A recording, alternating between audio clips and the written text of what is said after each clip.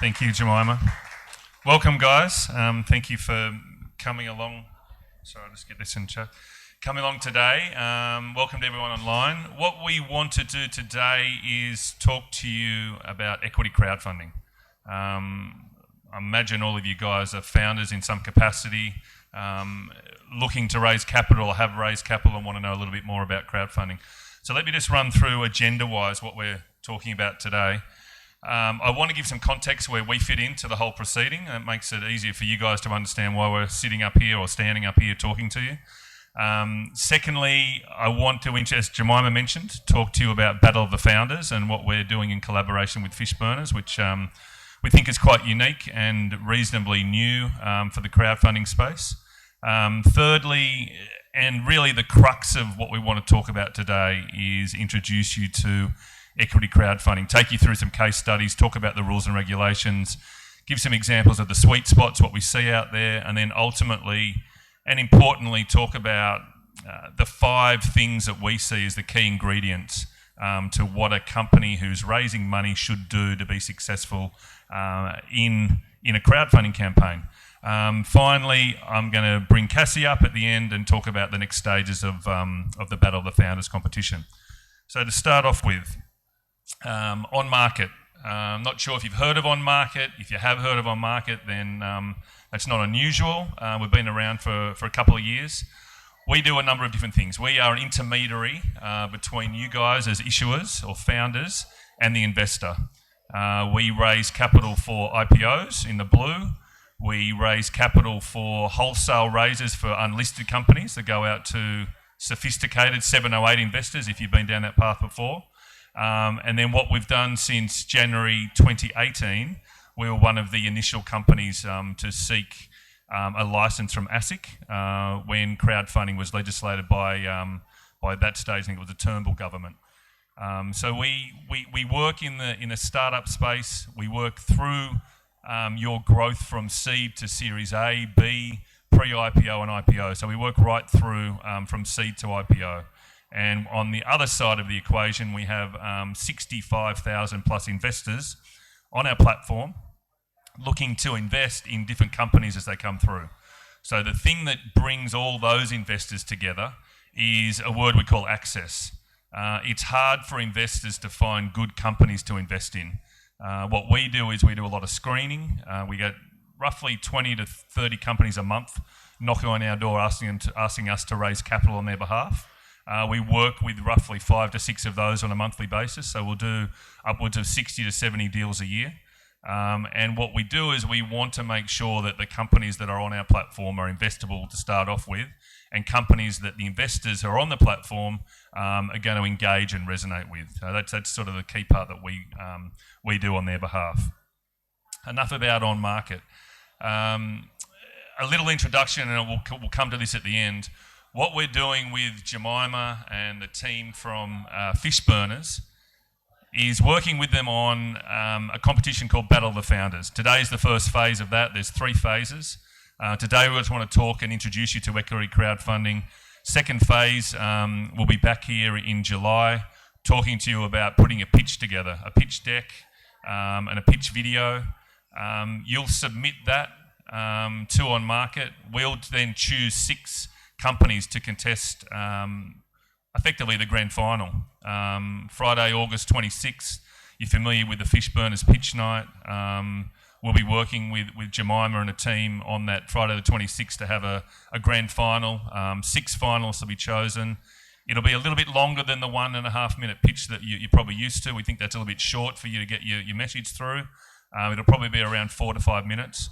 With judges there to ask questions, independent panel, who will then decide on first, second, and a crowd favourite. There's $50,000 in prizes, but I'll have Cassie talk about that as we go through. What I want to do now is take you through crowdfunding, the benefits, and effectively what it is. This is probably very kindergarten level. I'm sure you probably all get it, but it's worthwhile saying it for people that haven't understood it. We do get a little bit of confusion sometimes when people talk about crowdfunding and they drop the equity part off that. There's different types of crowdfunding. You've heard of GoFundMe, you run the city to surf, you raise money for your favourite charity. That's called donation crowdfunding. Secondly, you've heard of Kickstarter, rewards-based crowdfunding. You don't get shares in the company, but you might get the free book that you put $100 into someone writing a book, they're raising $5,000. You get a free copy of the first edition as a reward, hence why it's called reward-based crowdfunding. Equity crowdfunding is different again. Equity crowdfunding, you as the founder are selling shares in your company to a new investor. You may, if you want, combine a product in that as well. So if someone puts in over $1,000, you give them free access to your product for 6 months, or if you've got a tangible product that's not software, you might give them access or free access to that product for a period of time. So that's your three different types. Equity crowdfunding was introduced in Australia, as I mentioned, January 2018. I'll talk through the global markets and where that comes to in a moment to give you an idea of sort of where we sit in comparison to the UK and the US, to give you an idea of sort of how crowdfunding's been working in Australia. So here they are here. Global markets, we're about 5 years behind the UK. They've gone ahead in leaps and bounds. If you Google Crowdcube, they're probably the global market leader in crowdfunding. The US company called WeFunder, I think it's got about 40 or 50% of the market over there. Yeah, you can see the numbers there that are being raised. There's sizable numbers. People are coming to crowdfunding because I'll get to the benefits in a moment, but because it's easy to do, as opposed to going into, and you can hear the VCs, and you've heard VCs probably present up here, they accept 1 out of every 100 that comes in and pitches them. That's not a great stroke rate for founders out there. Where are the other 99 going to get funded?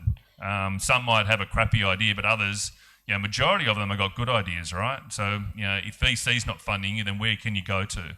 And I think that's where equity crowdfunding's filled that gap for a lot of companies throughout Australia. To give you an idea of these numbers here, I don't know them off by heart, so I'll read them out to you. This is since January 18. 170 plus million's been raised, 240 odd transactions.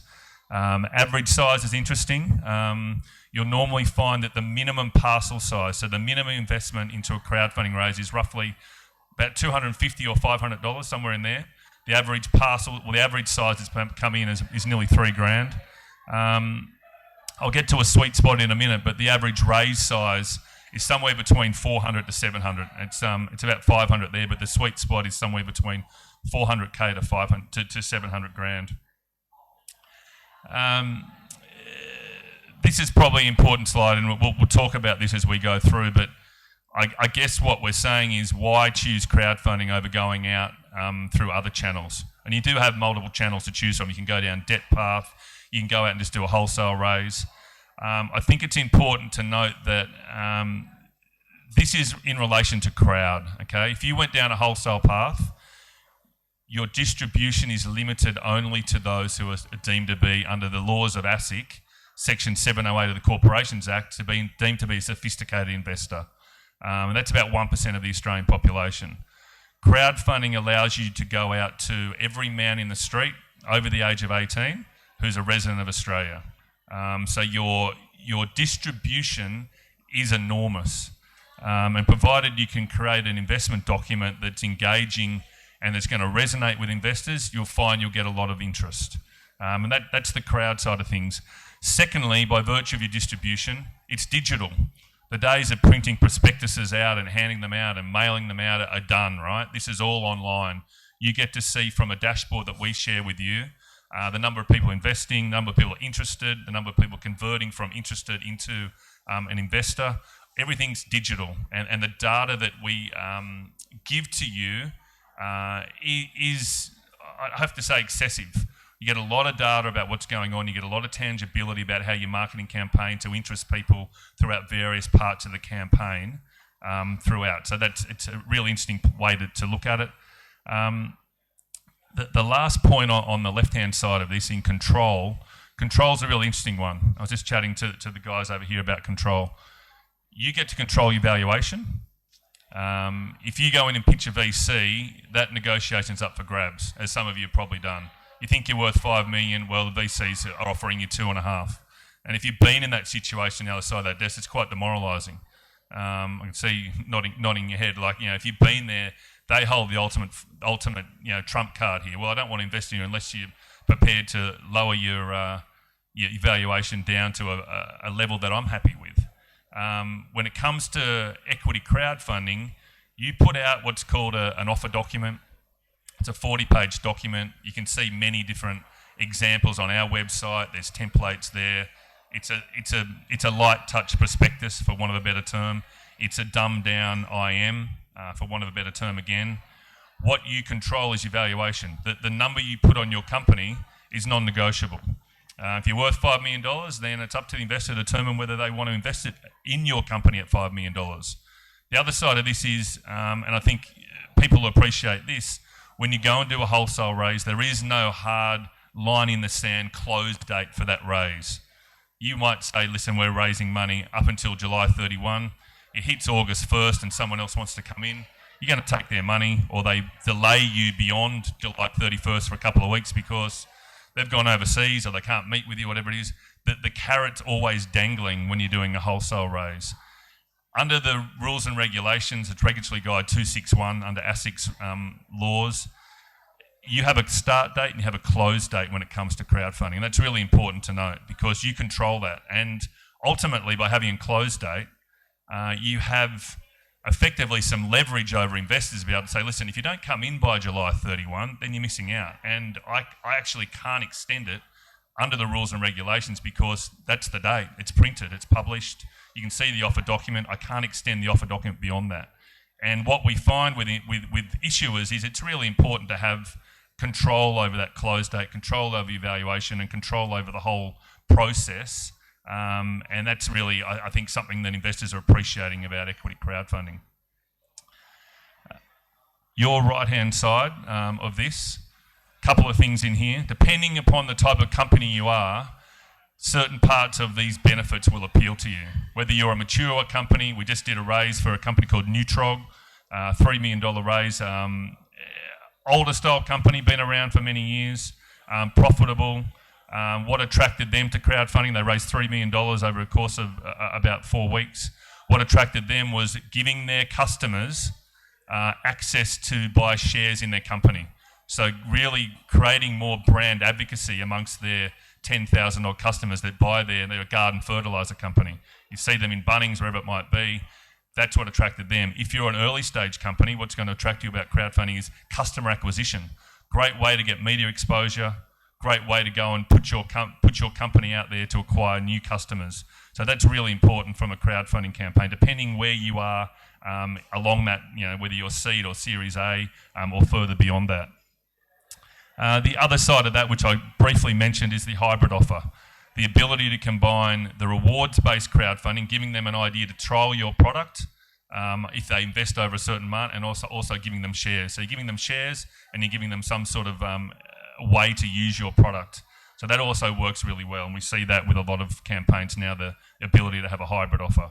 In the Nutrog example, if you invested over $1,000, you got X percentage off buying any of their gardening products for a period of time, and it worked really well. Rules and regulations. I think you'd probably all be familiar with the 50 shareholder cap for unlisted companies.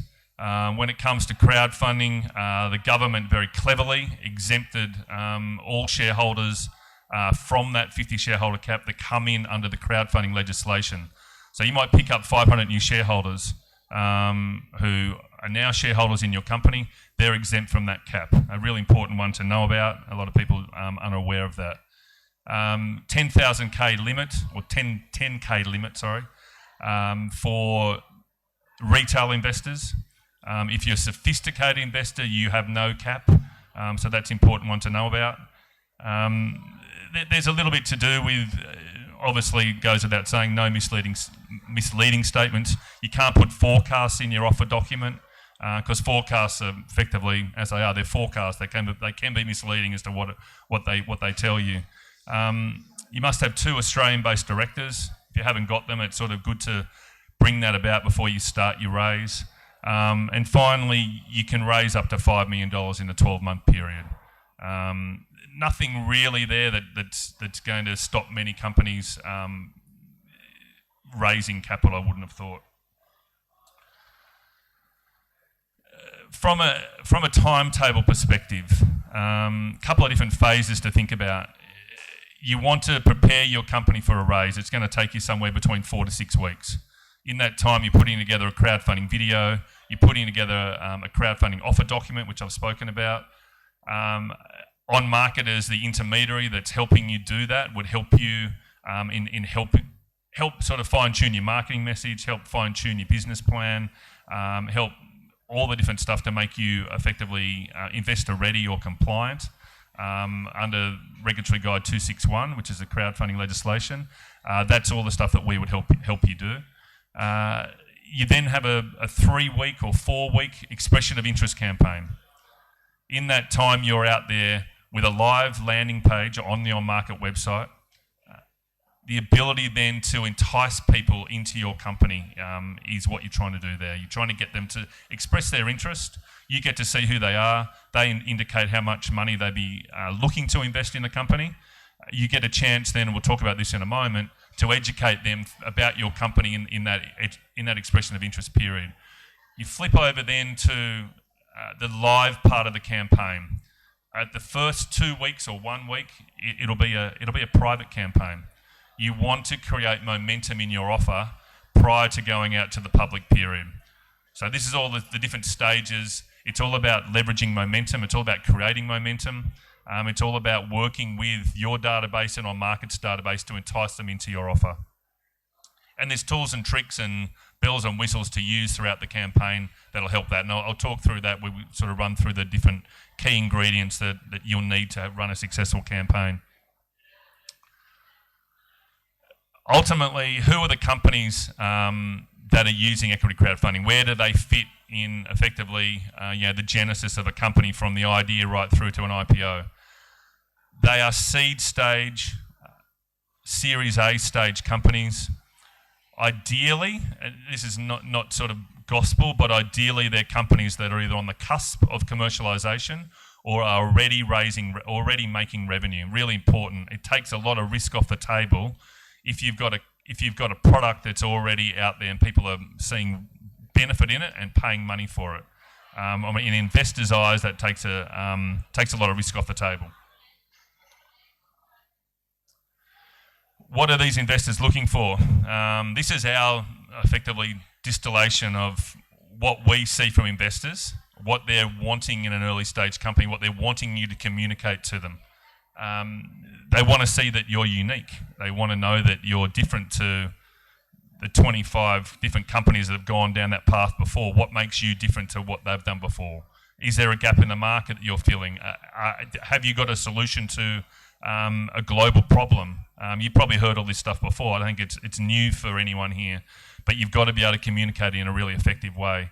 Ideally, they want to see traction. They want to see growth. They want to see revenue.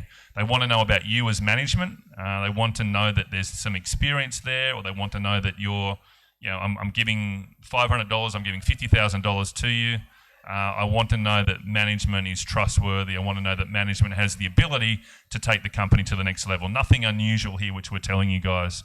Ideally also, they want to know how long, given you're unlisted and there's no liquidity, I'd like to know when I'm going to get my money back, ultimately with a sort of 10x or a 20x or a 100x next to it. So you want to give them a pathway to a liquidity event. It might be, and what we've done previously is say that you ideally want to IPO, or if not, we've got a page in your offer document which would talk about a lot of M&A activity within the space, within your sector that's going on globally. So it's not without reason. I don't have to think too hard to think that XYZ global company is going to have a trade, so you're going to sell to those guys. So there's a lot of M&A activity happening in your space. That's always very beneficial to any company going through to see that one of the big guys could buy you out at a multiple of your revenue. So the sweet spot we've seen for success in equity crowdfunding throughout Australia, 234 deals. This is the space where we've seen crowdfunding companies succeed. You're bringing your own crowd. Roughly 70% of the capital that's raised through crowdfunding comes from a contact of the issuer. So that's your network is responsible for 70% of the crowd. We help you with tools and exercises to make sure that we're doing the right job in engaging that crowd and finding different parts or pockets of your crowd that you haven't engaged with before. We help you and coach you and work with you to really communicate with them effectively. 30% roughly would come from on-markets crowd. So we know what our guys like.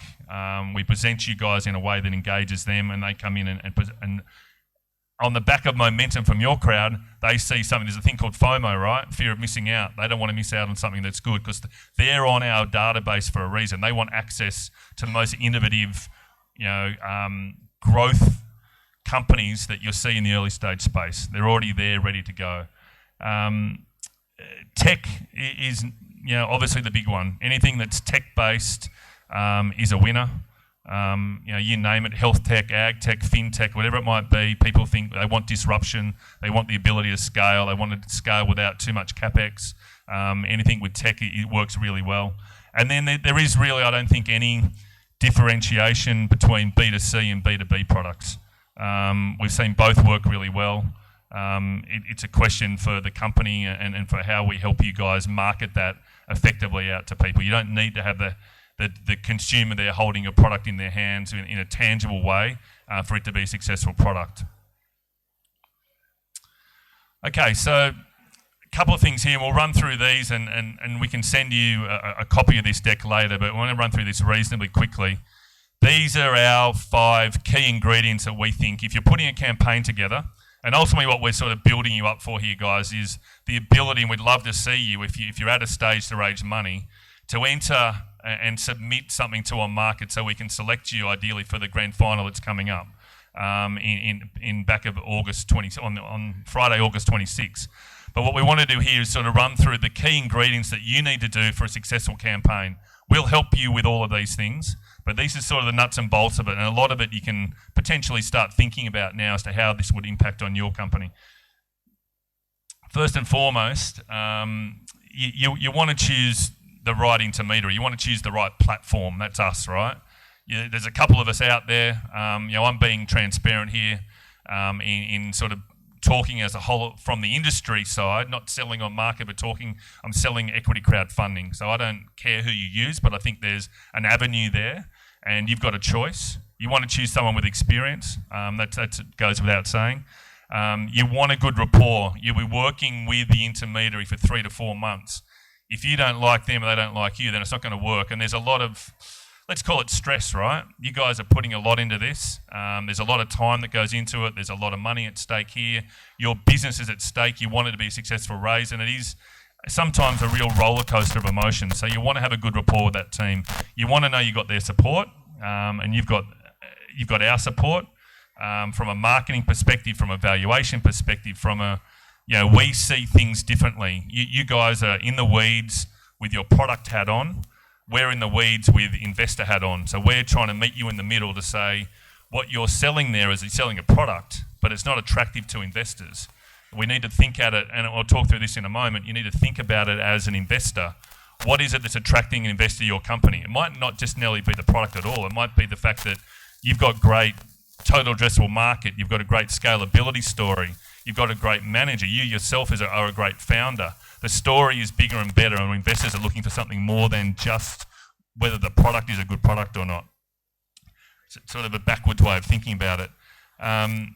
The other side of that is the prospect of doing future raises with that platform, be it another crowdfunding raise. In our instance, we've had companies do a crowdfunding raise with us, come back a year later and then do a wholesale raise because they're a little bit further along and they want to attract more of a professional investor audience, and then a VC audience, and then ultimately to an IPO raise. So that's ingredient number 1. Ingredient number 2, this sort of goes without saying, but it's funnily enough that a lot of companies haven't spent the time building a database of people. And if they have a database of people, they haven't spent the time educating them purely with a simple email to say, listen, in the last quarter we did X, in the next quarter we're doing Y. You want to have an informed database because the moment when you're talking to them about raising capital, you don't want to be coming out of the blue, knocking on the door saying, hey, I haven't communicated with you for 2 years. I'd now really like to get you to invest in my company. if you put yourself in that shoes and you're the recipient getting the knock on the door, no one likes, it takes time, right, to get familiar and get comfortable with your investment decision. So you need to inform your database. You need to let them know what's going on.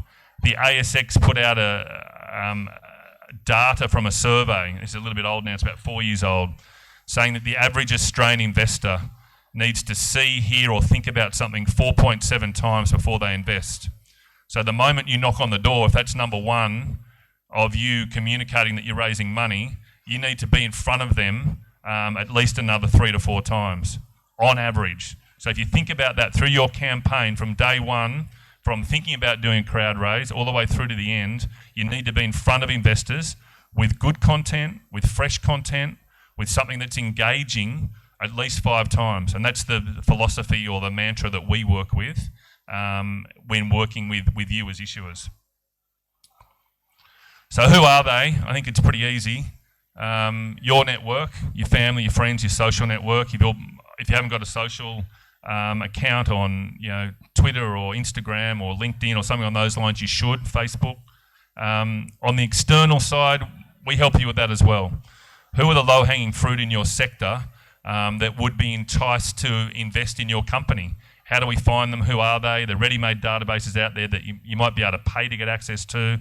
That also works, just to build your distribution, remembering that 70% of the capital that you raise in your company is going to come from this slide here, from these groups. It's a contact of yours, and we'll help you unleash them or unravel them for you. How do you do it? Nothing new there, but you do need creative content, right? Whether it's a video, whether it's email, whether it's the press, social media, all those things, and give you examples that we raised. This is Cognos. We raised $1 million with these guys in November last year. This is Leon Young, their CEO. Did a great job of getting out there on the front foot, be it social media, be it, this is Startup Soda, you may have heard of them, did interview with them, did interview with Ausbiz Television down at Barangaroo, the Pinstripe Media guys. Just a way to build your media exposure and be comfortable. So if you're a shy founder and you're not on the front foot, then you need to have a bit of a rethink about the fact that you can only raise capital if you're going to be at least somewhat getting out there and pushing your company as much as you possibly can. I think the thing to think about is, and this is what we tell, Cassie and I and our team help coach you guys through, right? Anyone that's asking for money, it's a hard thing to do. It's a really hard thing to say, hey, listen, for your family and friends or your network of customers, clients, suppliers, asking them for money is a really hard thing to do. The way that we help issuers get around that mindset is to say, listen, what you're actually doing is you're doing them a favour. You're asking them to come and invest in your company at a fair or low valuation because you believe ultimately, through your passion and what you've put together, you've got a product that's going to make them money. Effectively, that's what you've got to do. You're actually doing them a favour. You're not asking them for a favour. You're actually offering them a favour. And the favour is that you're bringing them into your company, a company that's going to grow in value over the next couple of years at a very low valuation. You're giving them access to your company. And not everybody can be a shareholder in your company. Only those who are being invited at this stage to come in, and those that when you go publicly, not everyone's going to see it, but you're doing them a favour by inviting them in. Okay, number 3, this is probably, I think, the most important one. It's simplicity. And what we see, you're a tech company, we talk about, we're down at Barangaroo, we're on level 31. We talk about the elevator pitch. You've heard the elevator pitch before. I think the elevator pitch in 2022, given the lack of attention or the fact that people get distracted really quickly, is not from the ground level to level 31. It's the ground level to about level 8. You've got about 15 seconds to tell someone what you do. And that's the important part about the simplicity. If you take 30 seconds to tell me what you're doing and I've got no idea what you do, then you've lost me. And that's the level of, for want of a better term, you're out there raising money. It's a beauty parade. It really is. You've got 1,000 other companies wanting to raise money. How do you stick out in that parade of companies walking down the aisle? You go, which one am I going to choose here? You've really got to stick out. We call it the purple cow analogy. You probably heard that, Seth Godin. you've got to stick out from everybody else. And we show you how to do that. But the simplicity is really important. We talked before about you guys being in the weeds with your product. This is a way where you've got to take yourself out of the weeds for a period of time and put yourself in the investor's shoes to say that your language needs to take an investor's point of view. Your story, crowdfunding is absolutely fantastic to humanise your story, but people to relate to you. Everyone will relate to somebody and they want to invest in you guys. And there's two different investors in a crowdfunding campaign. There's those that will invest in you because you're a good story. They'll invest up to probably $2,000. They won't be going through your balance sheet and your cash flow forecasts and whatever, cash flow statements. They won't be going to that level of detail. They might not even look at your offer document. Despite the fact you spent 20 hours putting it together, they don't care about that. They love your story. They love the fact you're doing something good if it's a good story. Secondly, you've also got to appeal to the large investor, someone who's investing $5,000 to $50,000. They will go through your cash flow statement. They will look at your CEO letter. They will look at your business model. They will look at potential, what's the payday going to be? What's going on with your valuation? Is it a fair valuation? So you've got to be able to appeal to both. And your investor language needs to do that. I've got a good case study. This is a company, it's one of the early stage crowdfunding campaigns we work with, a company called PT Blink, and they were a revolutionary building company with a product that is changing the way building and construction's been done. They have pre-tension steel, prefabricated buildings. They came to us and I'll read this out to you here on your left-hand side. They're an we are an Australian technology group who provide provision structural technology to the built environment. The key feature is post-tensioning that improves the overall strength of the structure. That's a product description. So if you take that out to the market, it's a motherhood statement upon a motherhood statement upon a motherhood statement. I don't know if anyone here actually knows what they do or why you would invest in them. So what we did is we go to those guys and say, listen, we need to change this around. We need to make this appealing to an investor. And we need to do a number of things when we communicate this. And this is your elevator pitch. Ground level to level 8, how are you going to get my attention? You wouldn't get it with a left-hand side comment. But what you do when you change it around and you take it from an investor standpoint, you talk about simplicity, is we are a disruptor to the $230 billion construction industry. You got my attention right there. Tell me more about what's going on. An industry that hasn't changed in 80 years. So this is all good, okay? There's a big total addressable market here, and you can see on the right-hand side sort of the ticks that we're trying to work on. There's a lot of different ways to do that. Our technology reduces building construction time by up to 50%, has global scalability. So you can see just the simplicity of the right-hand side comment versus the motherhood on the left-hand side, and that's what you need to do, and that's what we can help you do when you go down the equity crowdfunding path.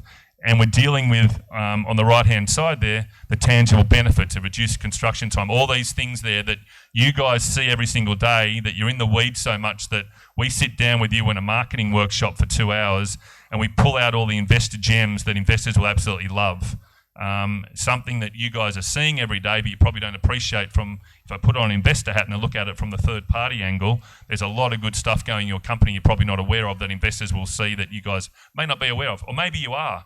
But at the same time, it's the collaboration between you as the issuer and us as the intermediary to help bring that together, and it works really well. So that's the simplicity stuff.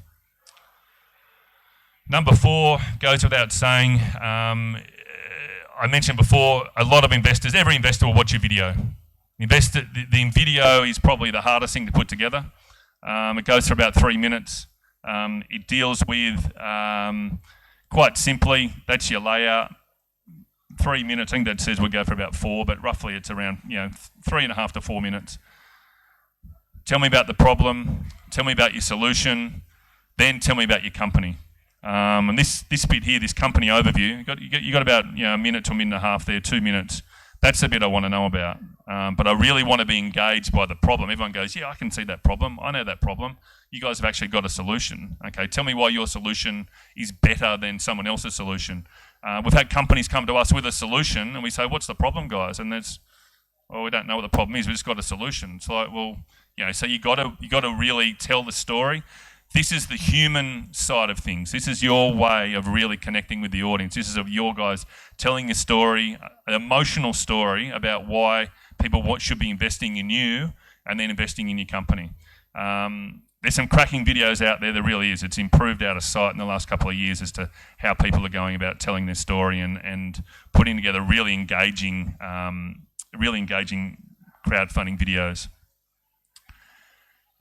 Finally, listen, they're all important ingredients, right? This is probably one of the big ones. I spoke before about momentum, the ability for you guys to educate your database, to build them into your expression of interest phase, to then convert them from someone who's interested into an investor, and then roll through that momentum. So what you find with a crowdfunding campaign when you're in the public period, and this is the important part to note, the amount of money invested in your company and the number of investors shows up on the on-market website. Okay, so everyone can see, for transparency purposes, the fact that you have $500,000 already invested in your company in the public period on day one. And people are going, wow, this is awesome. Or the fact that you might only have $50,000 on day one. And people go, well, it's not really going out the door, is it? So they hold back.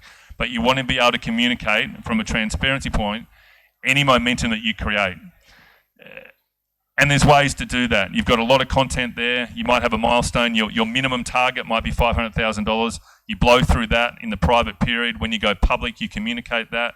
And out the door you go, and people see that, and they go, you've already raised $500,000, 100% of your minimum target. That's fantastic. So you work through your distribution channels to be able to show that. You might have a webinar, you might have a media interview in the paper, online, live on Ausbiz, or we've had stories on Channel 7 News, Channel 9 News. So there's ways and means to create different momentum events. The other side of that is, as I mentioned, 4.7 times you need to be in front of your investor database.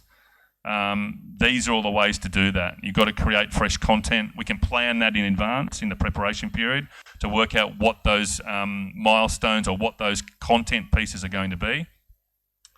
Every time we communicate out to the audience, you find you get a little blip in a good way going up on your amount that's invested. What we show to you on the flip side is you will see a live dashboard that'll show you how much money has been funded into the campaign. It'll show you who the investors are. It'll show you how much they've invested. It'll show you who's expressed interest, how much they're intending to invest. So you can follow those guys up with emails or phone calls, or whatever it might be, to be able to entice them to invest in your company. Couple of examples here. The middle part of the campaign is you could probably, this is 2 campaigns. Over the weeks, this is the money that's invested in the blue bars there. You'll see that it does fall away in the middle week. So you want to have content that's there, ready-made in weeks 2, 3, and 4 that you can help build that momentum up. Examples of momentum. Here we are. This is one question. Company we raised $2 million for, I think it was last year. Different ways. They're on Channel 9, Today Show, 2GB Radio, Australian. So you just want to have a decent media campaign as well. That obviously helps because, if it's good enough for the media, it's somehow people in their mind, it's credible because it's been in the media and it's got attention, and it helps with the whole FOMO thing. I'm going to hand over now to Cassie just to talk through the Battle of the Founders. Today's phase 1, we've got a lot of people online. We're going to talk about the next phase, phase 2, and then ultimately sort of the selection of 6 companies to contest in the fish burners space down here on level 2, the contest on Friday, August 26. So I'll hand over to Cassie. There is a question online. Is your platform restricted to Australian investor only? It is, yes. Or they can be an Australian resident sitting over in the UK or the US, or they can be a sophisticated investor sitting in one of those countries. But predominantly, you're going out to Australian investors. Yes. How do you validate that, or is a self-declaration by the investor? Which part's that, man? about the identity of the investor? No, we have to validate that. Yeah, driver's license, passport. Okay. Yeah. Okay. So verified investor. Yes. Thanks, Tim. We will have time at the end for questions as well, but I just quickly wanted to run through the next phase for the Battle of the Founders competition. So as Tim alluded to, there are 3 phases. Today was the first, the introduction. The next phase is a pitch workshop, and it'll happen here in the Fishburner space on the 27th of July. This is a really hands-on session where we will lead and kind of refine your pitch, if you like, make it more suitable to equity crowdfunding. Based on the 5 key ingredients that Tim walked through, we'll really set that out in the workshop, so that way you're refining your pitch to suit an array of investors. It is really hands-on. We'll give you a template. It's used for equity crowdfunding and beyond. The next phase, still part of phase 2, is the pitch submission. So we have that workshop. But after that workshop, we give you guys some time to really take the learnings from that workshop and put it in action in your pitch.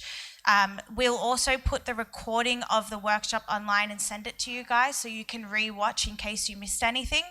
And on Monday, the 8th of August by 5 p.m, we will have you submit your pitch alongside a pitch video. This pitch video is super authentic, doesn't need to have a budget to it. You can put your phone on the table and just record it. If you see, and you probably will see, the promo video that we did for Battle of the Founders, you'll see that we're all about genuine and authenticity. So no pressure for that to be a really A-grade video, just an opportunity for you to talk to your slides and kind of as if it's a practice run for the final event. So that is Monday the 8th by 5 p.m. Then the on-market experts, based on a criteria, will mark the pitches and choose 6 finalists to continue and proceed to the grand final. On the night, as Tim mentioned, the 26th of August, we will have 3 expert judges. So on-market won't be on the panel judging. We'll have 3 expert judges based on the same criteria, mark the pitches alongside with the pitch deck, and they will choose the winner and the runner-up. Then similarly to how the other pitch nights happen at Fishburners, the crowd will choose the third. So the crowd will choose the third winner.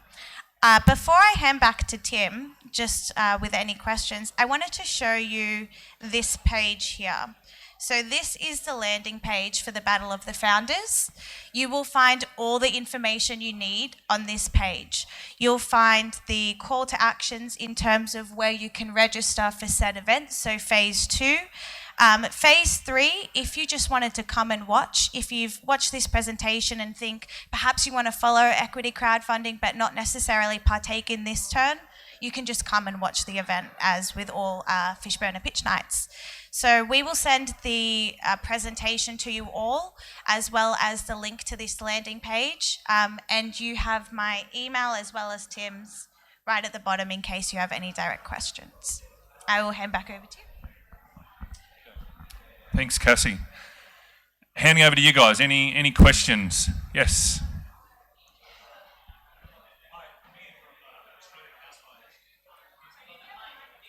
Second mic. Here we go.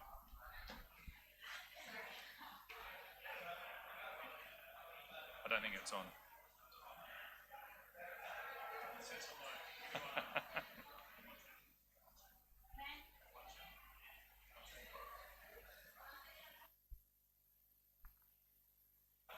One, that's better. Amir from Australian House Buyers.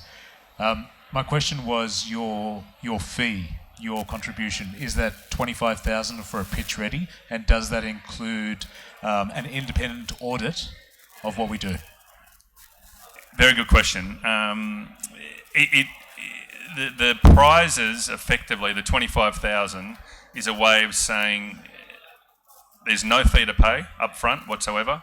The only fee we would take would be on success. As a percentage, we take 6% of the capital that's raised. Normally, there is a lot of upfront costs associated with raising the capital. We provide, marketing services, valuation services, expert guidance, all those things are coupled into that. So that's effectively what we want to be able to do, is make you ready to raise. You pay nothing, there's no upfront cost for the winner, and you're just charged upon success. So does that include the independent audit? Independent audit of your accounts? Finances? We don't do that. No, that's you don't need to have audited accounts. You just need to have sort of up to something with Australian accounting standards. Thank you.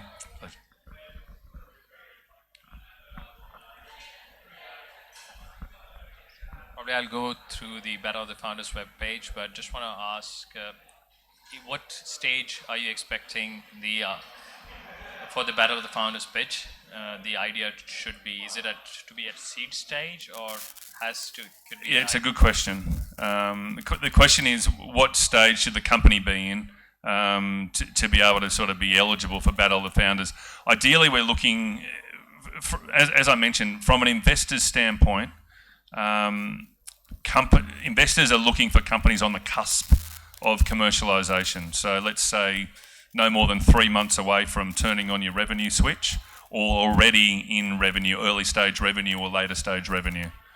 We see that there's hesitancy for many different reasons, and understandably from an investor standpoint, if the company is still in sort of R&D and trying to get an MVP, all those sort of things, people just see it as too risky, and we find they're very challenging for a crowdfunding raise.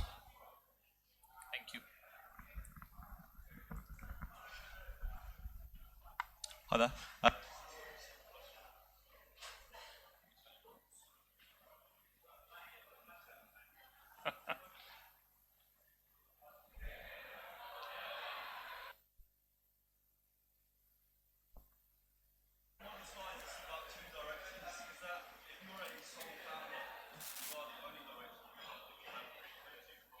No, you'll need a second director, second Australian-based director. Yeah. So the question was in and around how many directors you need. You need two directors.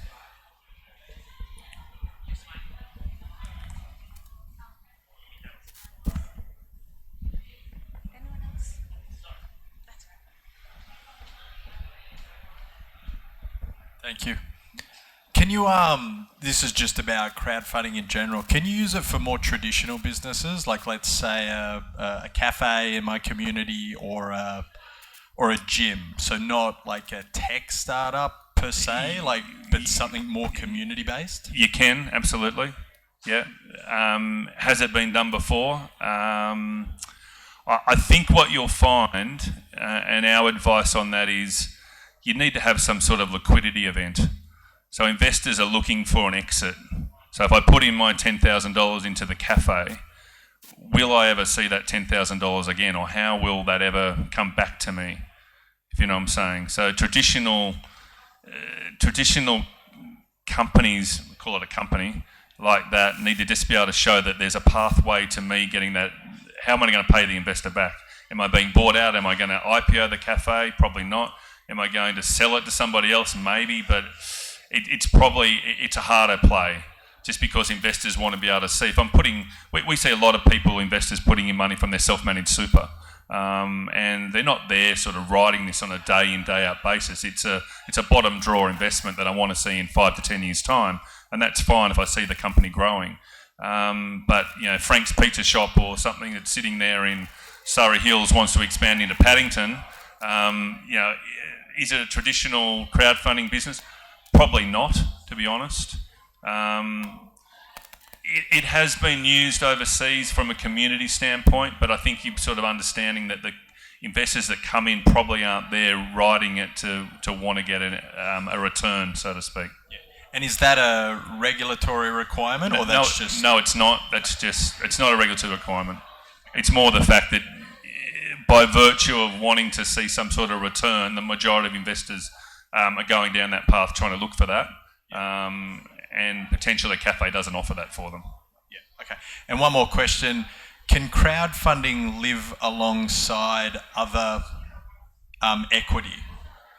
So if I crowdfund my company, does it have to be all crowdfunded, or can that equity live alongside? It lives alongside, yeah, absolutely. So what I didn't say there, which probably will add to the presentation, the equity that's issued need to be ordinary shares. It's not options, it's not con notes or not safe notes, it's ordinary shares, and it lives alongside the other 100,000 ordinary shares that you have issued out to early stage investors in your company at that stage as well. So yes, it's comes in at a valuation of X. The other founders or investors might have come in at a valuation that was less than that, but they're all own ordinary shares.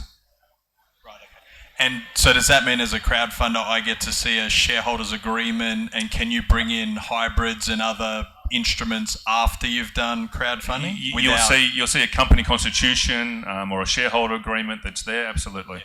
Yeah.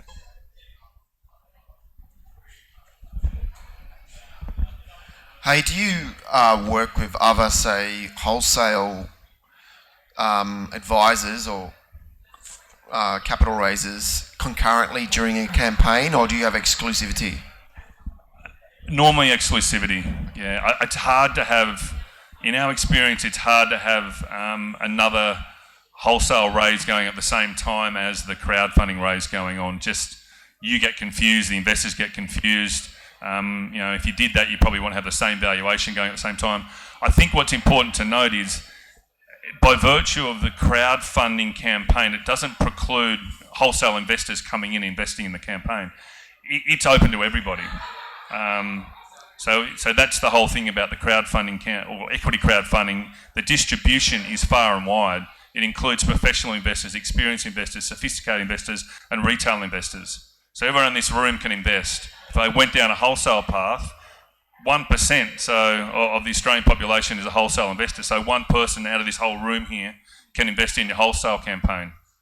So it's just a different play as to how you do that. You're opening it up, and there's reasons we see, and I have to say this, I probably should have said it earlier, we see a lot of companies coming to us, and their number one motivation for doing the crowd raise or doing a capital raise is the capital. But the second motivation, second priority, and very close second, is the fact that they actually want customer acquisition, they want the marketing, they want the brand awareness to go out there. And if you've got a product that's at that moment just gone to commercialisation, it's a great way for you to do two things. Raise capital, and while you're doing the capital, get some media attention and customer acquisition attention at the same time. So a lot of people come to us because they want to really push hard on the actual marketing side of crowdfunding. The customer acquisition, the brand advocacy for existing customers. If you've got a database of, we've got someone talking to us at the moment who's got 1,000 people out there who are customers. Each one of those is a potential investor. Now, you own shares in the company. You also use the company's product. And it's a nice marry-up between the two for any company. Just one more question. So if there is a company that's, say, done 2 prior raises and then they decided to go down the equity crowdfunding path, and some of those all of those investors were wholesale up until that point in time, yes. How would you deal with, say, that the company itself has a mandate with some of those corporate advisors that's for the next 12 months, if anyone invests, there's a commission split? How do you deal with that? Do you deal with those situations, or? Yeah, we have, yeah. Okay. Case by case. Okay, case by case. We'd look at that and make sure that, there's a way to, we see that's quite regular, right? For a later stage company to have a mandate with an advisor, that's not unusual. It's something we've dealt with before, and on a case by case basis, we'd work with that again. Fantastic, thanks.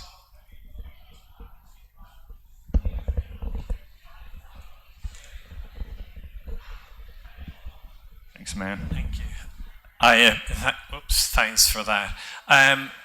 Are you aware if there's an overlap between the 60-odd thousand investors on your database versus Birchall's? Are you playing in the same pool? And if there is a big overlap, is there a big difference between on-market and Birchall? The question in and around the overlap of the databases, I'm assuming there probably is. A lot of people, as I mentioned, if they want to invest in early stage companies, you're going to register for a market, you're going to register for Birchall, and you want to see the best companies coming through, and then ultimately, as it is as an investor's choice, you can decide which ones to invest in.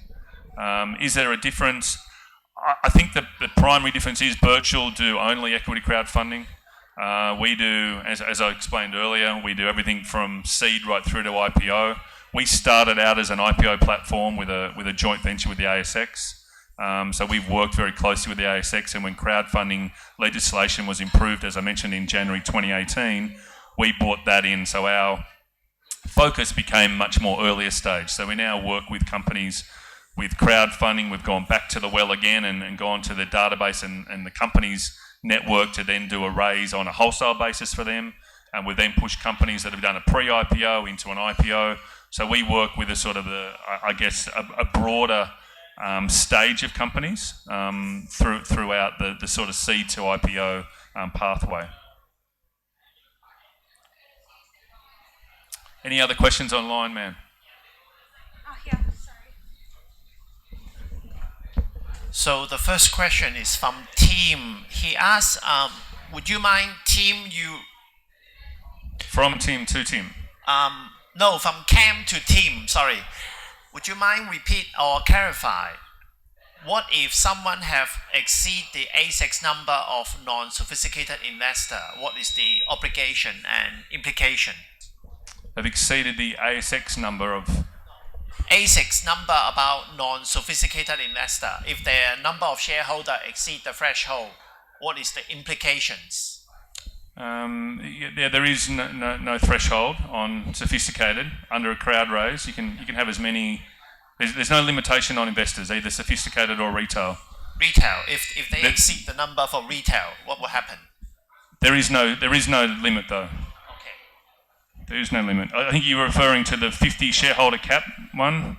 Okay, if you exceed the 50 shareholder cap, you need to become then a public unlisted company, which comes with audited accounts, another director, publishing your accounts, all those sort of things. So a lot of companies don't want to exceed that 50 shareholder cap for those reasons, because there's a whole level of bureaucracy that ultimately you don't want to be doing. Is that the right question?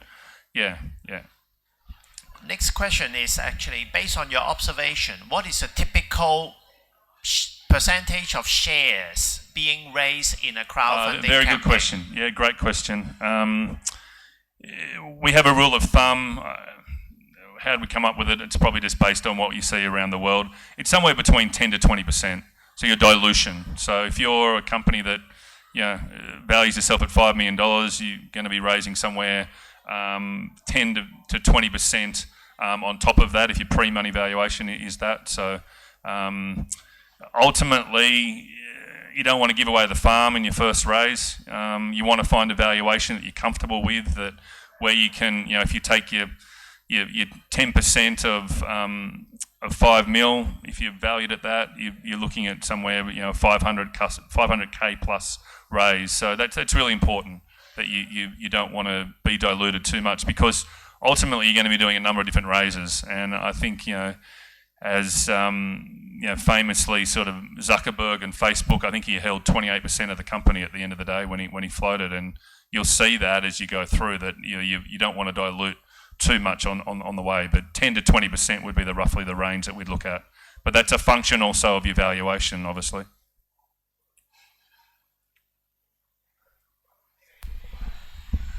Thanks. In terms of we'll get away from this mic. The voting rights around these sorts of shares, is it best to create a secondary class? No, they all need to be the same ordinary shares. So there's no sort of B class non-voting right shares. They're all in there. What you would have in there in any company constitution, our advice would be to have drag and tag rights included in your constitution. So you're not held beholden to your shareholders, and the shareholders aren't held beholden to you. So there's a nice marry up there of rights on the investor side and rights on the issuer side. And in terms of raising money from other channels like venture capitalists, they seem to be a bit shy on companies that have gone through equity crowdfunding. So I can't hear you that well, sorry. In terms of raising future capital, there seems to be some idea around venture capital that they won't invest in companies that have done equity crowdfunding? Yeah, there's a little bit of that walking out there. I don't know what that's based upon. I think any VC company would say that they want a clean cap table ideally. So, I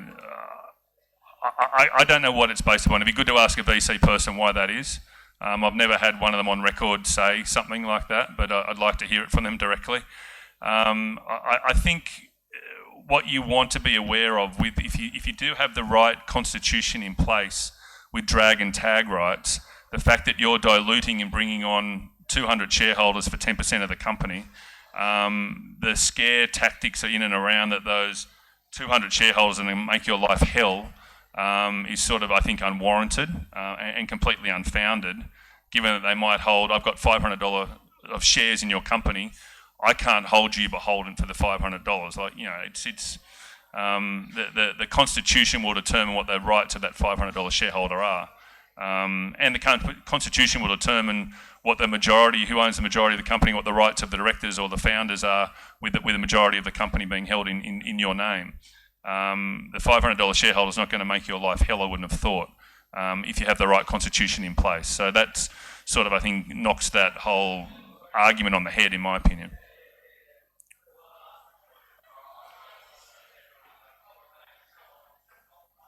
Hello. What's a typical pre-money range of the value of companies that you've dealt with? Good question. Rough rule of thumb, we've seen very few companies use a crowdfunding campaign that have a valuation really less than 3 million. And as I said, that's a function of how much money you're raising. If you're going to raise 10 to 20%, that's sort of, you don't want to be doing it with valuation of $1 million. In trying to raise 500 grand, you're diluting by 50% straight away. What we've seen out there in the data that we've seen sort of leads me to go down this path, and please don't quote me on this, is very rule of thumb. If you're pre-money, you've probably got a valuation less than $5 million. This is all case by case, right? So this is just rough rule of thumb. If you're post-revenue, and you're less than $1 million, you're probably somewhere between 4.5 to 7.5 mil, roughly speaking, what the data would show. If you're then making $1 million in revenue, you're probably going to be a function then of timesing your industry multiple by the revenue you're making. So in some cases, that's somewhere between 7 to 12 if it's a tech company, which means that your valuation of company is going to sit somewhere between, if it's $1 million, somewhere between $7 to $12 million. Albeit, that's once again very rule of thumb. It's case by case. We've raised money for companies that are pre-revenue for $30 million. We've raised money for companies that have got $1 million in revenue, for $7 million. So it's very sector specific. It's very, I guess, is there an investor out there that's cornerstoned your raise at X? And on the back of the cornerstoning, I can go to the public with a valuation that's pretty solid, and they've already established or validated that their valuation is a certain number based on the cornerstone. I think that's an important one for you guys to think about. If you can bring some money that's already there, that's come into the crowd raise for $200,000 that sort of preceded your raise, and they've already agreed to that valuation, then you've established that. I think it's important as founders, and I'm a co-founder of our company, not to think that you're up here and you put a valuation of $15 million on it and you come back sort of with your tail between your legs a year later to say, I've now got to do a down round at $7 million. That's a hard pill to swallow. And I think for the sake of sort of creating what's called the pub test, to say, does it stack up? And you can validate that by virtue of, comparables in your industry. That obviously helps. Investors then feel comfortable reading the comparables to say that, you're somewhere in that range. There is a sort of I'd say $1 million grace period on either side of your valuation to say that there's a range of $2 million there where you don't sort of go too far beyond. But ultimately also you want to be careful not to go too far down.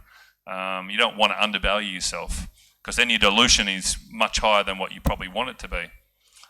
But we can help with the valuation. We've got enough data there to give you some sort of range that's going to be at least appetising to the investors. Sorry.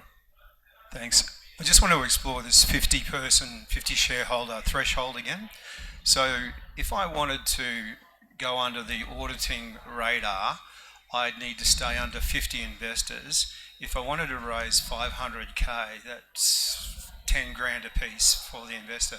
Is that the right formula or am I off target? I can send you some information on that, on the 50 shareholder rule and what the regs state that a company that is unlisted and private needs to do as opposed to a company that is unlisted and public. So there are certain requirements there, but I can send that through to you. We've just gone through a licensing compliance exercise with ASIC, and that probably took the better part of 200 or 300K off our top line.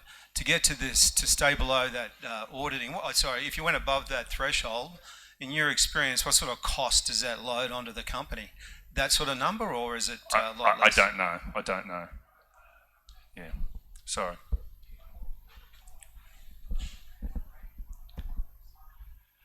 With crowdfunding, can it be used for companies that are, trying to think of the right word, but asset intense and potentially trade those assets? So easiest example might be a company that owns real estate. More difficult than not. More difficult than not. Is that a regulatory difficulty? No, it's not. Or? No, it's not. It's just a harder one for people to get their head around. I think we talked before about the simplicity. The more complex the company and the company structure and how it makes money, the harder we've found for investors to engage with and get their head around. Why I should be investing in it would be the principal thing.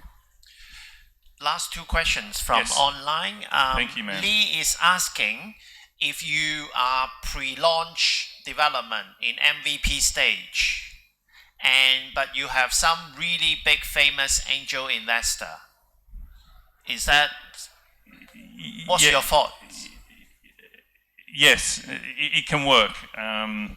What we've done before with companies that are pre-revenue is to be able to show that you have a page in your offer document which talks about your pipeline.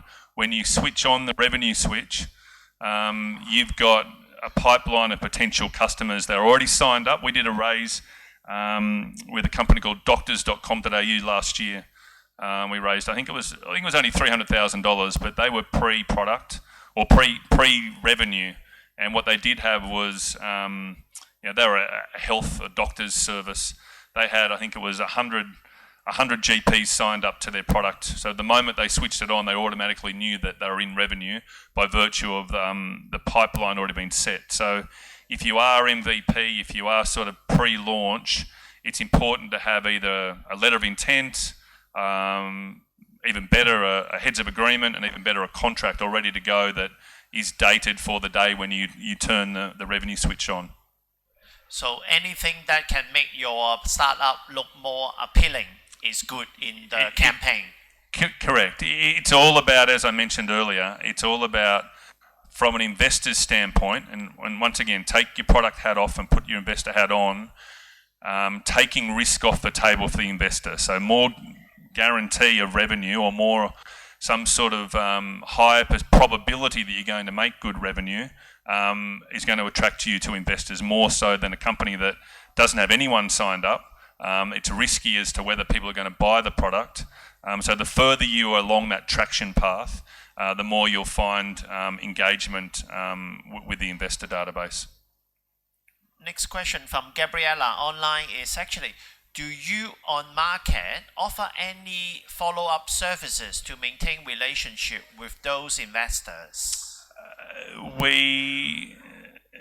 Not as a service, no. We look to engage with the investors ongoing, but we also make sure that each of the companies has a share registry that enables them to communicate on a regular basis with those investors. Yeah.